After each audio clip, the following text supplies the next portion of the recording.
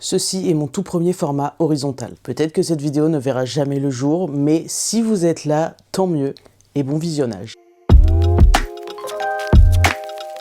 Déjà, je me présente, moi c'est Chloé, donc plus connue sous le nom de Bandito Books, surtout sur Instagram depuis une dizaine d'années et un petit peu sur TikTok. Et pour 2026, je tente l'aventure YouTube. Donc désolé si tout n'est pas encore parfait, promis je vais m'améliorer. Pour cette toute première vidéo, j'ai choisi de ne pas prendre trop de risques, je vais vous parler de mes coups de cœur 2025.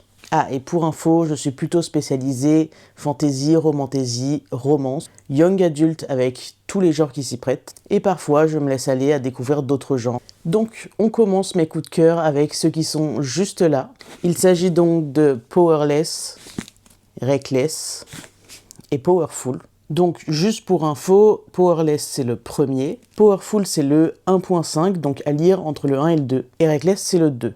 Sachant que le troisième, qui je crois est Fearful, arrivera le mois prochain. Donc ils ont tous les trois été mes plus gros coups de cœur, je pense, de l'année. Donc ici on est sur l'histoire d'une héroïne qui s'appelle Paedin ou Paedin, qui vit dans un royaume où seuls ceux qui ont des pouvoirs ont leur place, les autres normalement sont tués. C'est le rôle de l'exécuteur qui est le deuxième fils du roi, donc Kai. Paedin va faire semblant d'avoir des pouvoirs, sauf qu'elle va se retrouver à faire les épreuves qui sont organisées par le royaume, où Kai participe aussi. Et je ne vous en dévoile pas beaucoup plus, mais sachez que c'est une romantasy, donc il y a une romance, qu'il y a énormément de tensions amoureuses, très peu, voire pas du tout de smut d'ailleurs.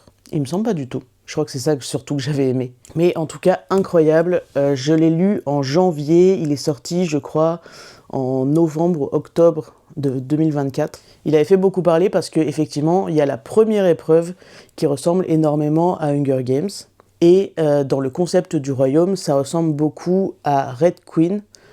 Mais alors là, pour moi, ça ressemble énormément aussi à d'autres fantaisies. On prend par exemple la dernière en date, Quicksilver, c'est exactement la même chose aussi. Donc bon, à vous de vous faire votre propre opinion, mais en tout cas, je vous conseille vraiment de lire toutes les épreuves jusqu'à la fin.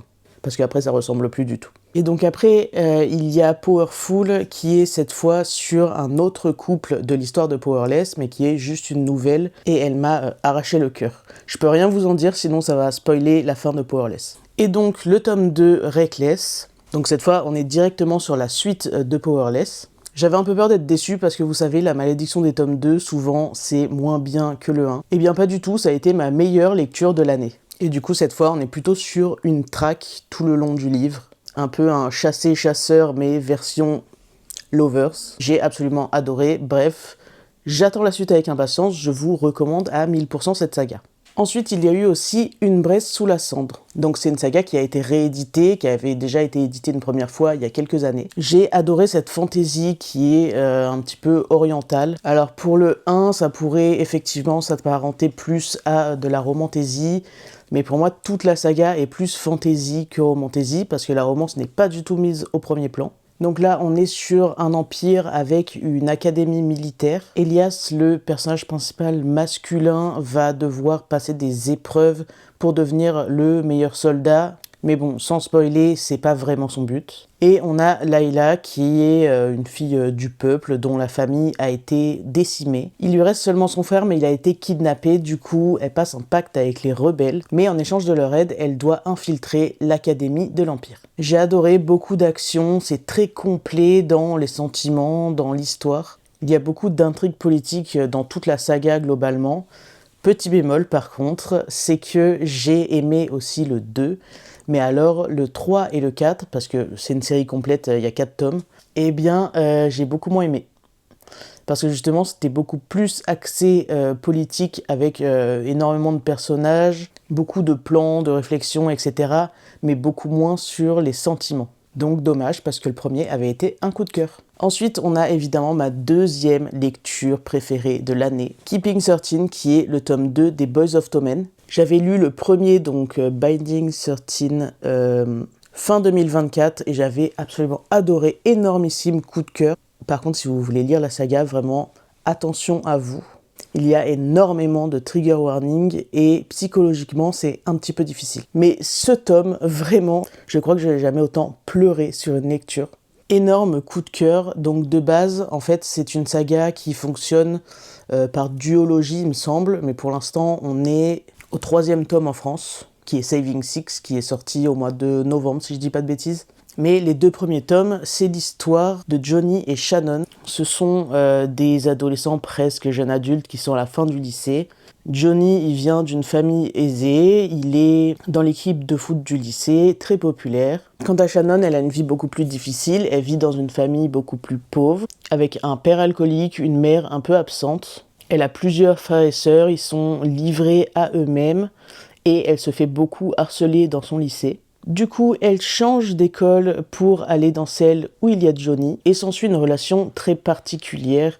C'est quelque chose de très sain et en même temps, il se passe des choses horribles dans l'histoire. Mais Johnny va beaucoup lui venir en aide. Je vous en dis pas plus, mais c'est vraiment une histoire extraordinaire.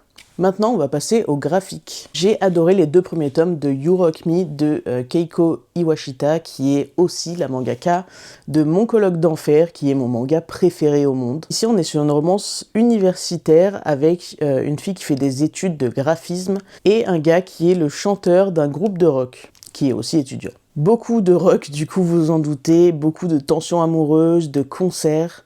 J'ai adoré cette histoire. Mais elle est toujours en cours, donc le 3e tome sort dans quelques mois quand même. Je sais plus exactement. En tout cas, les 2 premiers sont sortis et je vous conseille vivement si vous aimez à la fois la romance et la musique. Et bon, je ne vous cache pas, le manga a quand même un gros atout.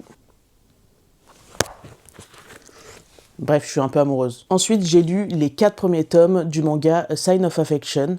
Cette fois, je crois que la saga est complète. Mais bon, j'ai pas encore pu lire la suite, mais j'ai adoré cette lecture.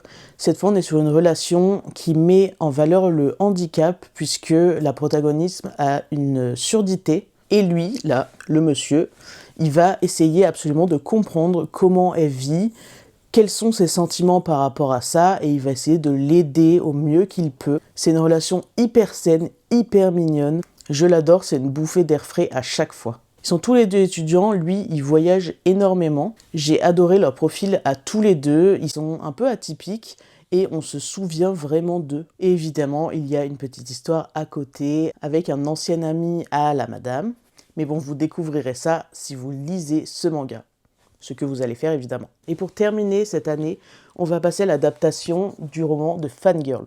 Donc Fangirl de Rainbow Rowell, à la base, c'est juste le quotidien d'une étudiante, mais ce qui change un peu, c'est que Kat, donc la première de notre duo de jumelles, parce qu'il y a Kat et Erin, elle écrit des fanfictions sur son roman préféré. Fanfiction qui est beaucoup lu, beaucoup apprécié, et tout son monde tourne un peu autour de ça. Et arrivée à l'université, en fait, elle se rend compte que sa sœur se désolidarise un peu, elle fait sa vie, et elle n'a plus que sa fanfiction, finalement. Mais heureusement, il y a un garçon qui va arriver dans cette vie. Également, il y a des petits problèmes familiaux qui vont resserrer les liens avec sa sœur, ou pas. J'avais bien aimé le roman, mais franchement, j'ai adoré cette adaptation, c'est super bien fait, et surtout les illustrations sont incroyables. C'est vraiment tout mignon. J'adore. Et ce qu'il y a de bien aussi avec cette saga, c'est que la fanfiction existe en roman. Oui, elle existe vraiment, elle s'appelle Carrion. Elle est juste ici. Alors, je ne l'ai pas encore lue, mais c'est une fanfiction fantastique MM. Et du coup, vous avez des extraits dans l'adaptation. Voilà, c'est tout pour moi. Alors, j'ai un peu galéré parce que c'est toujours compliqué pour moi de faire le résumé des livres. Dites-moi si jamais je dois améliorer des choses ou si vous avez des choses à redire sur certains livres en commentaire. Je vous lirai avec plaisir et j'espère vraiment que ça vous a plu et que on va continuer cette aventure ensemble. Bye!